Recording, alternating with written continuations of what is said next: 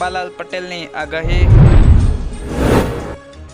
તમામ લોકોને 2 લાખ રૂપિયાની સહાય, જથ્થાબંધ મોંઘવારીના દરમાં વધારો, આજના સૌથી મોટા ખેડૂત સમાચાર, ખેડૂતો માટે ખેડૂતલક્ષી નિર્ણય, ટાંકા બનાવવા માટે 75,000ની સહાય, PM આવાસ યોજના,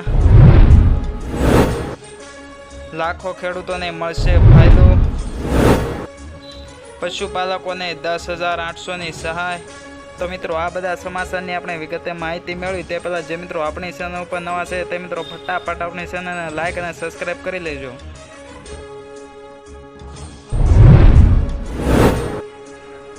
અંબાલાલ પટેલની આગાહી, આગામી 48 કલાક દક્ષિણ ગુજરાત માટે ભારે છે। જી હા, હવામાન નિષ્ણાત અંબાલાલ પટેલે જણાવ્યા અનુસાર દક્ષિણ ગુજરાતના મોટા ભાગના વિસ્તારમાં ધોધમાર વરસાદ ખાબકી શકે છે। આ ઉપરાંત પૂર જેવી સ્થિતિનું નિર્માણ પણ થઈ શકે છે। અમદાવાદના લાંભા, નારોલ, સરખેજ, બાવળા સહિતના અનેક વિસ્તારમાં પણ ભારેથી અતિ ભારે વરસાદ પડી શકે છે।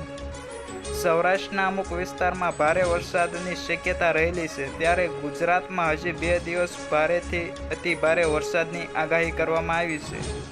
સાથે જ મચ્છીમારોને 2 દિવસ દરિયો ન ખેડવાની પણ સૂચના આપી દેવામાં આવી છે।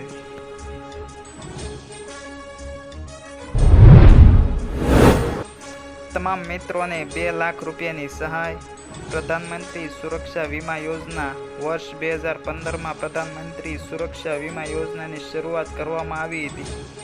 અગાઉ તેનું વાર્ષિક પ્રીમિયમ 12 રૂપિયા હતું, જે 1 જૂન 2022થી વધારીને 20 રૂપિયા કરવામાં આવ્યું હતું। આ યોજનામાં તેમને 2 લાખ રૂપિયાનું અકસ્માત વીમા કવચ મળે છે।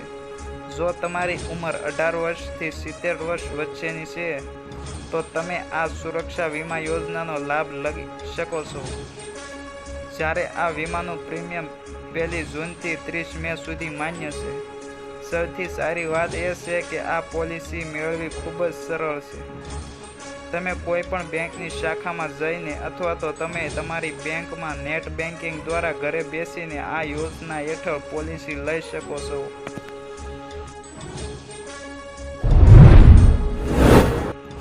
જથ્થાબંધ મોંઘવારીના દરમાં થયો છે વધારો, જૂન મહિનામાં જથ્થાબંધ મોંઘવારીનો દર 19 મહિનાના સર્વોચ્ચ સ્તરે પહોંચી ગયો છે। આજે 17 જુલાઈના રોજ જાહેર કરાયેલા આંકડા અનુસાર જૂનમાં જથ્થાબંધ મોંઘવારી વધીને 3.37% થઈ ગઈ છે। ફેબ્રુઆરી 2023માં જથ્થાબંધ ફુગાવાનો દર 3.85% હતો। મે મહિનામાં જથ્થાબંધ ફુગાવો વધીને 2.61%ની 15 મહિનાની ઊંચી સપાટીએ પહોંચી ગયો છે। અગાઉ એપ્રિલ 2024માં ફુગાવાનો દર 1.26% હતો, જે 13 મહિનામાં સૌથી વધુ હતો।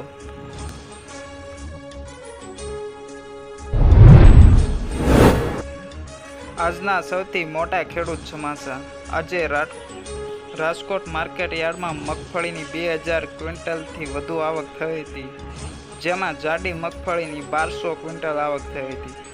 જાડી મગફળીના ખેડૂતોને 1151 રૂપિયાથી 1364 રૂપિયા ભાવ મળ્યો હતો, જ્યારે ઝીણી મગફળીની 1200 ક્વિન્ટલ આવક થઈ હતી।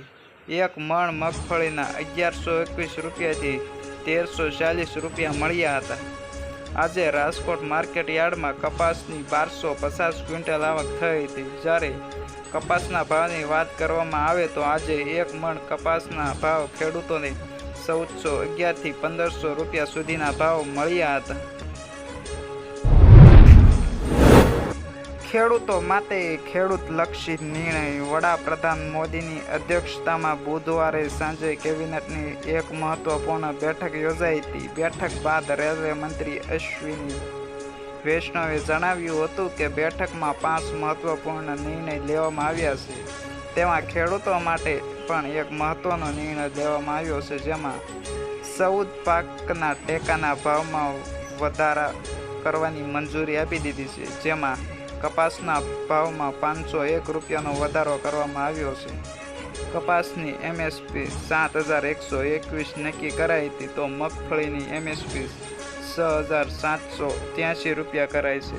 ત્યારે ખરીફ પાકના ટેકાના ભાવ પણ તેમાં પણ વધારો કરવામાં આવ્યો છે, જેમાં ડાંગરની MSP 2,300 રૂપિયા કરાઈ હતી તો અડદના ભાવના ટેકાનો ભાવ 7,400 રૂપિયા નક્કી કરવામાં આવ્યો હતો।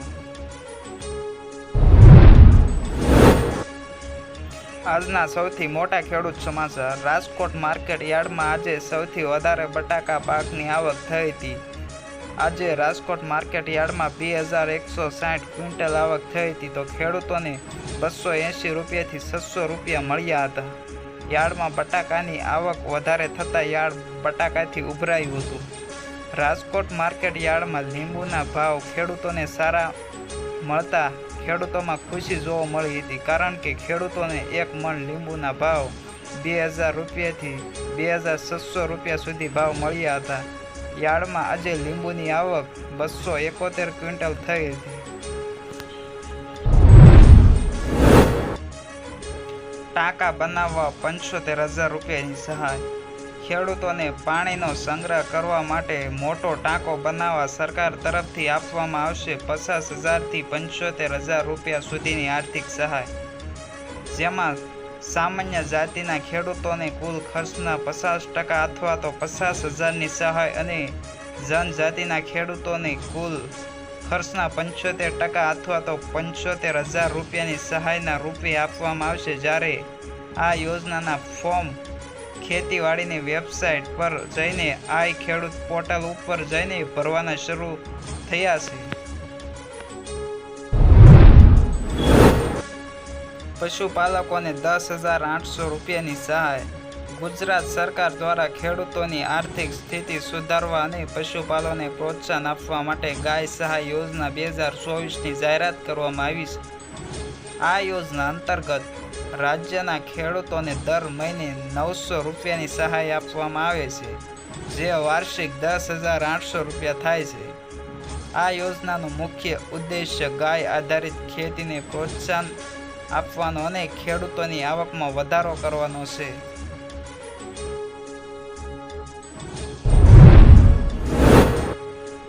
PM આવાસ યોજના ચાલુ। કેન્દ્ર સરકારે ઘરનું ઘર યોજના અંગે એક માસ્ટર પ્લાન તૈયાર કર્યો છે। આવાસ અને શહેરી બાબતના મંત્રાલયના સૂત્રોએ જણાવ્યું હતું કે આવતા મહિને રજૂ થનાર કેન્દ્રીય બજેટમાં આર્થિક રીતે નબળા વર્ગ અને નિમ્ન આવક જૂથ અને મધ્યમ આવક જૂથ માટે પરવડે તેવા આવાસ યોજનામાં ફેરફાર કરવામાં આવશે। PM યોજના હેઠળ વધારાના 1 કરોડ મકાનો બાંધવામાં આવે તેવી શક્યતા છે।